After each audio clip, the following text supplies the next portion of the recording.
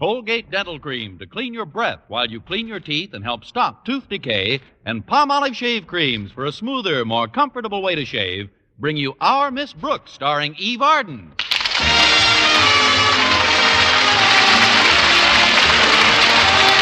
It's time once again for another comedy episode of Our Miss Brooks, under the direction of Al Lewis. Well, the nation's teachers took advantage of their Easter vacation in various ways. Some just lolled around the house, others played tennis or golf, and still others took the opportunity to go hunting or fishing.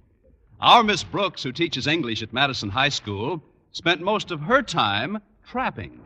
But no matter what kind of bait I used, Mr. Boynton refused to fall into the trap. I was discussing the bashful biologist with my landlady at breakfast last Friday morning. It's not that Mr. Boynton isn't fond of me, Mrs. Davis. This past week has proven that he is. In what way, Connie? Well, during the regular school term, Mr. Boynton has asked me for exactly one date a week, right? Right. And where did he take me on each and every one of those dates? To the zoo, right? Right. But in the past 4 days alone, he's taken me out on 3 dates. And where did he take you? If I see one more hyena, I'll laugh in his face. Of course, you can't really blame a scientist for being so interested in animal life, but there must be some way we can get him conditioned to people. There's still only one foolproof way to attract a mate, Connie, and that's the old-fashioned down-to-earth method, practiced by women throughout the ages. Mrs. Davis, you mean... Exactly. Cook him a good hot meal. That'll make him perk up his ears and eyes.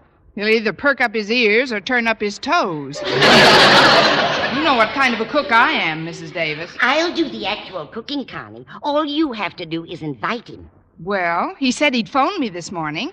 Maybe I can ask him over for lunch. Splendid. What time did he say he'd call? At 9:30. And you know how punctual he is. Yes, indeed. You can set your watch by Mr. Boynton. What time is it now, Connie? Let's see. Well, that's funny. It's just 9:30 now. I guess Mr. Boynton overslept. I'll get it. Hello? Sorry I'm late, Miss Brooks. Oh, you're not very late, Mr. Boynton. Well, I'm afraid it's past 9:31, and I said I'd call at 9:30. Well, that's all right. I whiled away the time by whipping up a pot roast. Miss Brooks, in all the years we've known each other, we've never shared in any one big venture together. Aren't you forgetting your gasoline bill? No,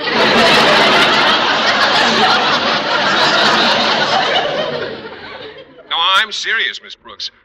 I'm not much of a boy for these kind of speeches, but, well, I feel that the time has come for me to take a step that might well be the turning point in my life. Why, Mr. Boynton. Miss Brooks, I've got a proposal to make to you. I do. I mean, go ahead, Mr. Boynton. What I'm suggesting is a partnership. A partnership founded on mutual regard, integrity, and a simple handshake. My hand's shaking already.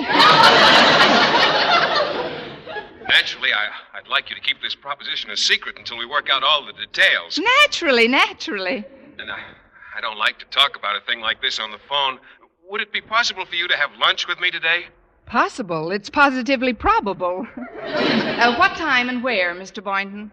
Well, you mentioned a pot roast, I believe. Oh, of course. We'll have lunch right here. How about 12 o'clock? I'll be there, Miss Brooks. And somehow I have the feeling that this might lead to pretty big things. If they take after us, they should be. Well, goodbye, Mr. Boynton, dear. Goodbye, Miss Brooks. Likewise.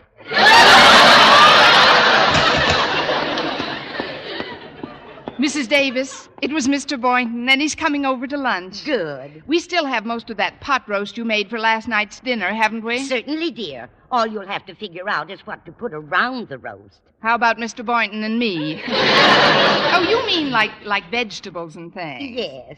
And you'll want a nice dessert, too. Why don't you stop in at the drugstore and get one of their ice cream cakes? All right, I'll leave in a few minutes. And while you're in the drugstore, I wish you'd pick up a couple of batteries for my flashlight. And, oh, yes, I needed a new garden hose, too. Which drugstore do you have in mind? The one that sells used cars? No, the one on Elm Street. You know, where my brother Victor got those pretty doe-skin slacks.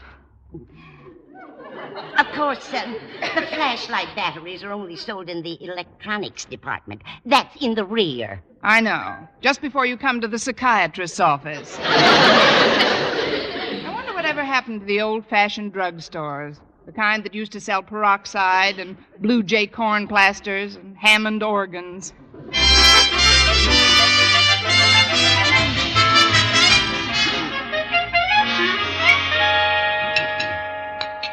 There.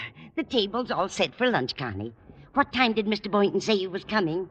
12 o'clock, Mrs. Davis. What time is it now? It's about as 12 o'clock as it'll ever get. But before I let Mr. Boynton in, Mrs. Davis, I'd like to ask a favor of you. What is it, Connie? Well, so far it's a big secret, but Mr. Boynton has something very important to say to me today, and I'd appreciate it if you'd, well, just sort of make yourself scarce while he's here. Oh, I get you, Connie. Don't worry about a thing. I'll do it very tactfully. Be right with you. Hi. I hope I haven't kept you waiting, Miss Brooks. It's only been 4 years. I mean... Oh, you mean for lunch? Oh, not at all. Come on in, Mr. Boynton. Hello, Mr. Boynton. Oh, hello, Mrs. Davis. How are you? Oh, I can't complain. How's the weather out today? Well, I should say that the temperature's about 68 with a relative humidity about 20. However, barometric pressure indicates a warm front moving in from the southeast, which would elevate the thermometer considerably. Roger Wilco, over and out. I'd like to stay and chat with you for a while, Mr. Boynton, but I've got to rush right into my room. What's your hurry, Mrs. Davis? It's the only way I can think of to make myself scarce. Now, you be a good boy, Mr. Boynton. Connie, if you need me, just yell. I should live so long. See you later, Mrs. Davis. Miss Brooks, before we sit down to lunch, I'd like to clarify some of the remarks I made to you on the telephone. You see, I got the feeling at times that you didn't quite comprehend the nature of this deal. Deal? Yes, it's a real estate deal. My Uncle Harry over in Florence has given me the opportunity to pick up the option on a couple of choice lots. I'm letting you in on the ground floor, Miss Brooks. I couldn't feel any lower if you let me in the basement. I mean, what am I supposed to do with a couple of lots? Oh, they're not just any lots, Miss Brooks. They're a wonderful buy.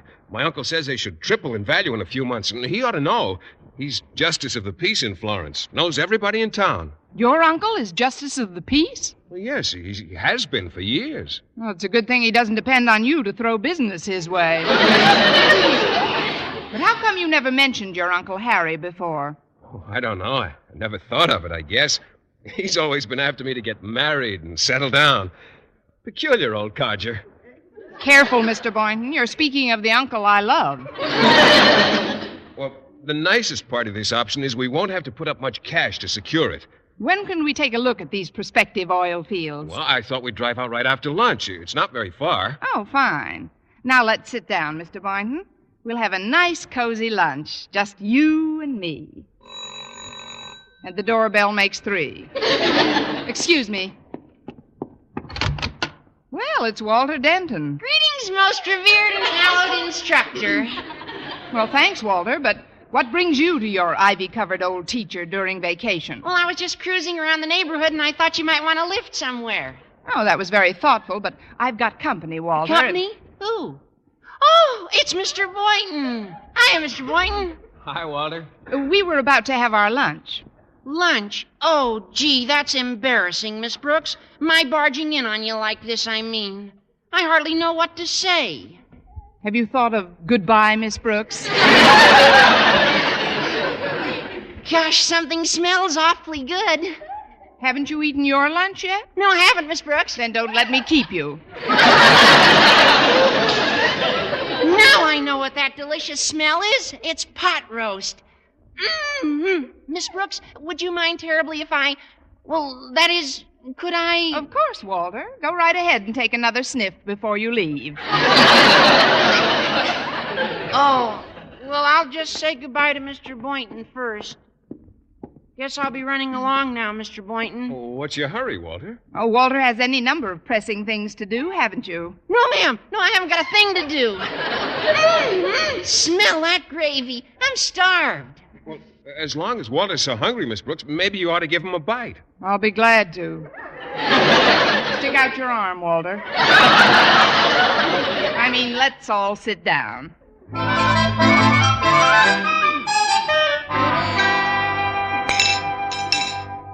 Oh, man, that's what I call a meal. I sure enjoyed it, Miss Brooks. Oh, I'm glad, Mr. Boynton. How did you like it, Walter?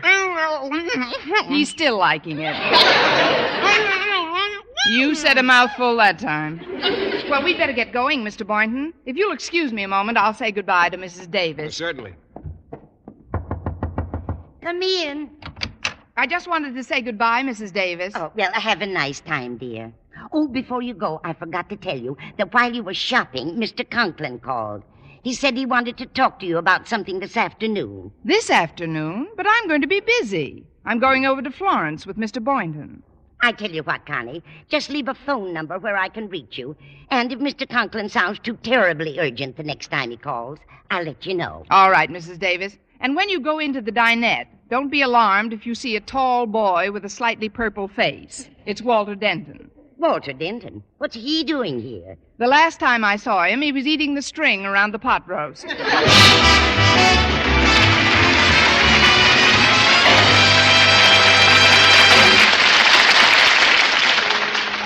Brush your teeth with Colgate. Colgate Dental Cream. It cleans your breath. What a toothpaste. What cleans your teeth?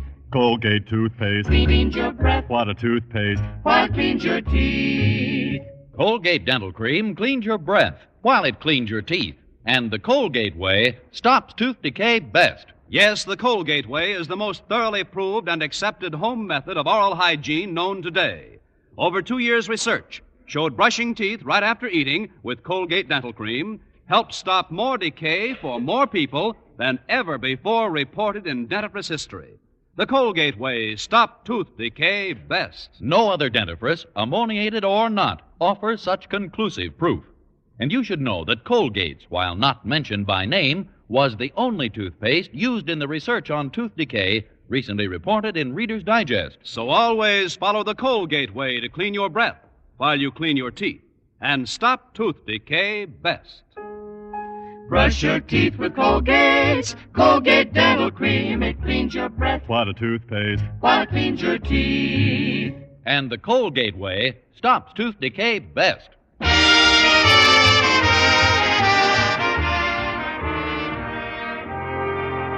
Well, before she and Mr. Boynton left for the community of Florence, Miss Brooks jotted down his Uncle Harry's phone number and left it on Mrs. Davis's telephone stand.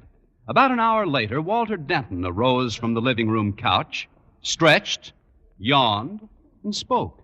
Oh, nothing like a good meal and a nice nap. Miss Brooks and Mr. Boynton took off, huh? Quite a while ago.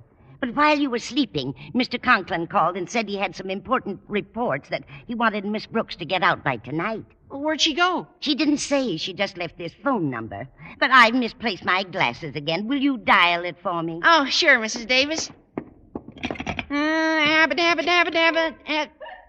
Funny, I can never remember the rest of those words.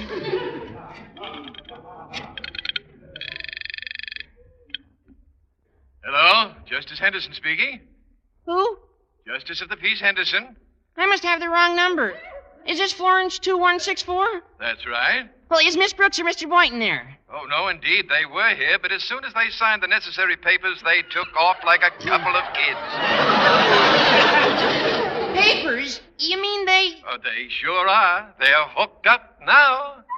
Well, I'll be. Thanks, Your Justiceship. Thanks a lot. Who were you talking to, Walter? To a Justice of the Peace, Mrs. Davis. Our little Miss Brooks is a married woman. What? Oh, well, she never mentioned a word to me. Surely she... Well, she must have a very good reason for keeping this marriage a secret. Now, I know I can depend on you to keep whatever you suspect to yourself, Walter. As one of Miss Brooks' most trusted confidants, I can do no less, Mrs. Davis. Rest assured that this secret is ours and ours alone. Let's see now. What's Harriet Conklin's phone number again?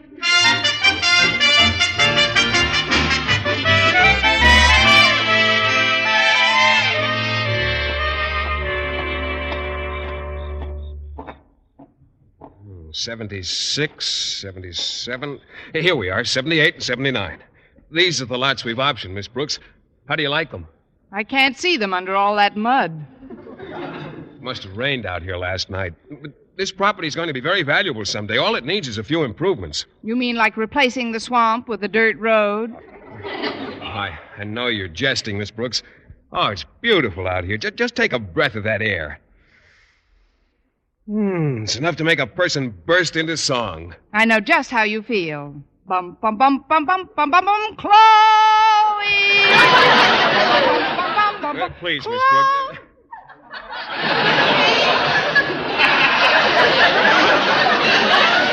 Please, these happen to be two of the choicest lots in this part of the country. I know, but what country is this? My Uncle Harry wouldn't give us a wrong steer, Miss Brooks.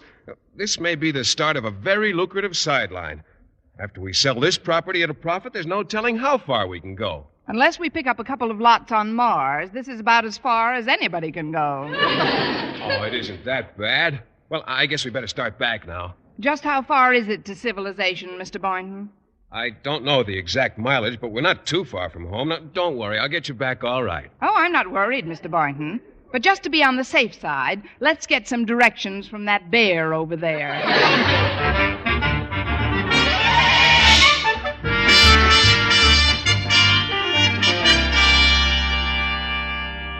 Daddy! Oh, Daddy, where are you? I'm lying down on the living room couch, Harriet. You have my permission to approach me.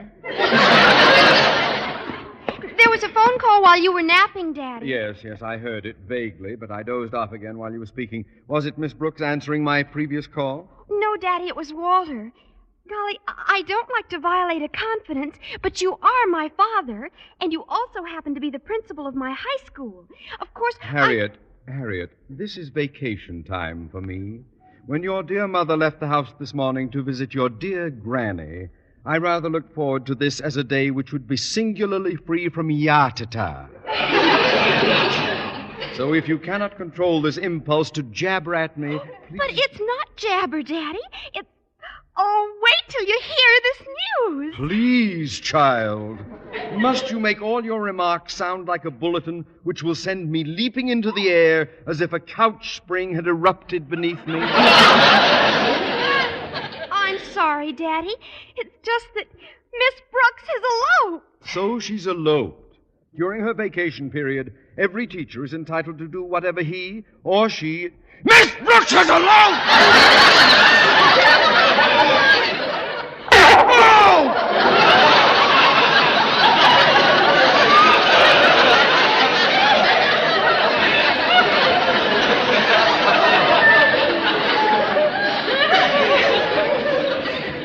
I must be calm. I must remember my blood pressure. So she's done it. The one woman on the entire faculty I could have sworn was elope-proof. Oh, Daddy, you shouldn't be so upset. After all, it isn't a tragedy. Oh, it isn't, eh?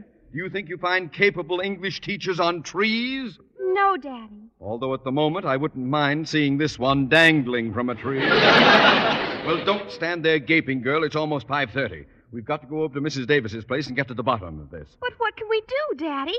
By now they're probably on their honeymoon. That's where you're wrong, Harriet. Mr. Boynton couldn't possibly start on his honeymoon today. Why not? The zoo closes at 5 sharp.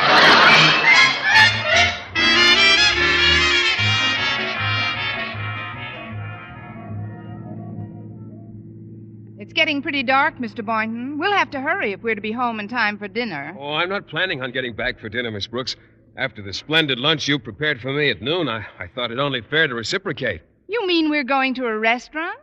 Not exactly. I thought we'd eat on the road. Aren't you afraid of being hit by passing cars? There are lots of nice little roadside places, Miss Brooks. After all, it isn't the food that's important. It's the fun of having it together. You're so right, Mr. Boynton. And being treated to dinner is even more fun. Of course, after that lunch we had, it'll be difficult to eat very much more. I don't know. I could find room. Just think, we had pot roast, potatoes, lima beans, salad, rice pudding, and milk. But that was 6 hours ago. I know, but when people get past their 20s, Miss Brooks, much of their caloric intake turns to nothing but flabby blubber, and if there's one thing that makes a woman attractive to me, it's a nice, slim figure. Mr. Boynton, Yes? pass me a toothpick and keep on driving.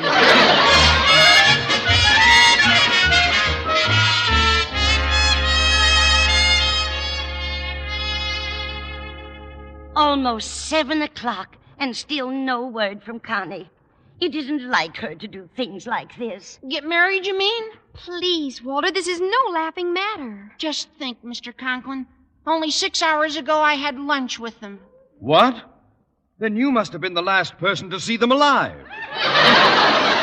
Single. Of course, outside of that alleged justice of the peace you spoke to, there's no real proof that they're married. Well, golly, Daddy, what more proof do you want? Tell me, Denton, when you saw them at lunch, how did they act? How did they look? The same way they always do. Miss Brooks didn't take her eyes off Mr. Boynton's face, and Mr. Boynton didn't take his eyes off his plate.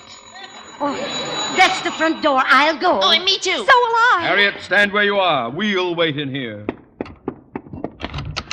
Connie. And Mr. Boynton, come on in. Hi, folks. Connie, you bad girl. You should have let me know. At least I could have had some rice ready to toss at you. Well, thanks just the same, Mrs. Davis. But when you get past 20, rice just turns to blubber. Congratulations, Mr. Boynton. And you too, Miss Brooks. Miss Brooks. Oh, gosh, I guess I'll always think of you as Miss Brooks. You don't mind, do you? Mine? What should you think of me as? Casey Stengel?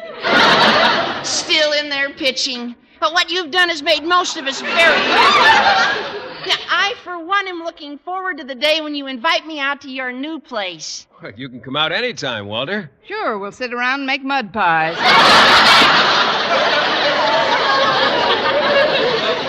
You've got more company in the living room, Connie. Come on in. Oh? Well, Mr. Conklin and Harriet. Best of everything, folks. Thanks, Harriet. I cannot share my daughter's enthusiasm for this affair. I'm deeply chagrined at not being notified. Well, you see, sir, my uncle didn't want too many people to know about it. Your uncle?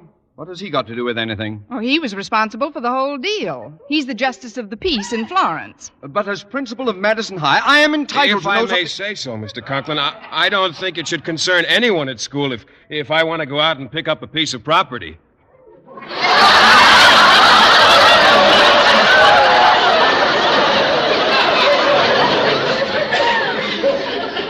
What a strange way to put it. But it does concern Madison. I have a right to know whether or not we're losing our English teacher. Losing me? But, Mr. Conklin, I'm nowhere near financial independence yet. I've got to continue my teaching. Don't forget, this is only my first venture. Your first venture? Well, certainly. If this one works out, she may take a crack at 4 or 5 others.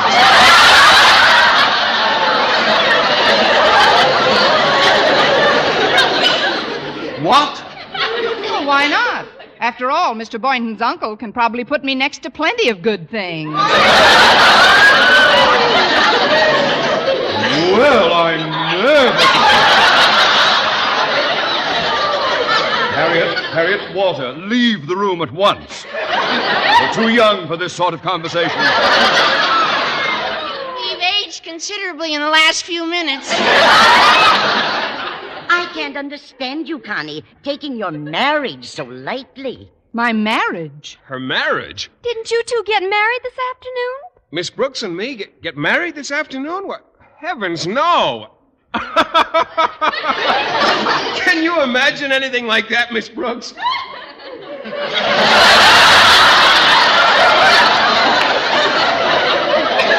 Constantly. But if you're not married, why did Walter tell Harriet Well, that you I were... only told Harriet what Justice Henderson told me, that they signed the papers and were hooked up. Oh, now I understand. When Uncle Harry told you we were hooked up, you thought we were married. Well, sure, wouldn't you? Oh, but the whole thing was just a real estate deal. Miss Brooks and I bought some lots together. Lots? Well, this is rich. What a mix-up. It's a scream. This entire affair is nothing but a comedy of errors. As a student of Shakespeare, don't you agree, Miss Brooks? As a student of the Kefauver Committee, I refuse to answer on the grounds that it may tend to incriminate me.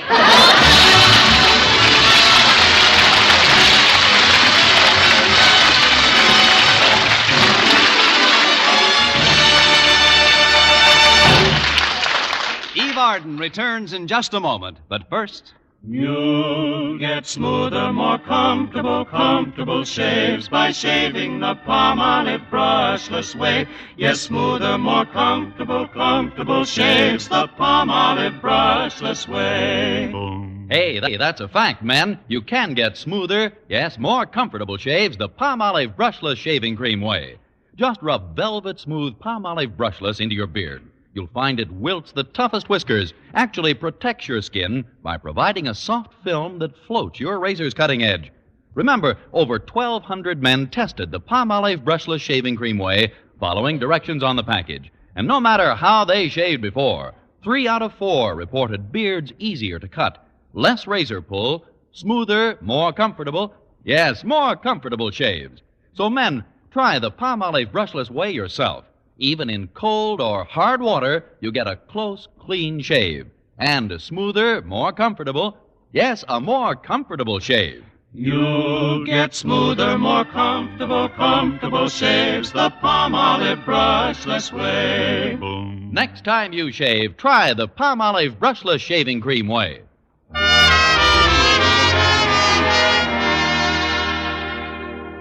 Now, once again, here is Eve Arden. In the event of enemy attack, who would be the first to rush to the aid of the stricken? Who is always first in any disaster? The Red Cross. Because of the present national emergency, the Red Cross must mobilize for defense at once. To do it, they need your help. A contribution to this outstanding organization is a contribution to the comfort and aid of your loved ones and yourself in time of any emergency. So give generously. The need is great. This is Vern Smith reminding you to tune in next week to another Our Miss Brooks show, brought to you by Palmolive Shave Creams for a smoother, more comfortable way to shave, and Colgate Dental Cream to clean your breath while you clean your teeth and help stop tooth decay. Our Miss Brooks, starring Eve Arden, is produced by Larry Burns, written by Al Lewis and Arthur Alsberg, with the music of Wilbur Hatch. Mr. Boynton is played by Jeff Chandler, Mr. Conklin by Gail Gordon. Others in tonight's cast were Jane Morgan, Dick Crenna, Gloria McMillan, and Paul McVeigh. Ladies and gentlemen, we take pride in announcing that Eve Arden has been named radio's most outstanding female personality by the Southern California Society of Radio and Television Editors. Thank you very much.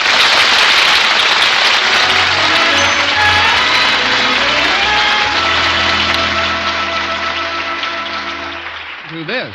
With Marvelous Vel, V-E-L, you can save 90% of dishwashing work. A quick soak in Vel Suds gets dishes and glassware shiny clean. Even if a bit of food should cling, a touch with a dishcloth gets rid of it fast. Yes, Vel's activated suds lift off and carry away food and grease. So all dishes need is a quick rinse, and they dry sparkling without washing or wiping. All pots and pans need is a soaking with Vel Suds. Then you can wash them shiny clean without hard scouring. What's more, Vel is a miracle of mildness. So get new Vel. Save 90% of dishwashing work.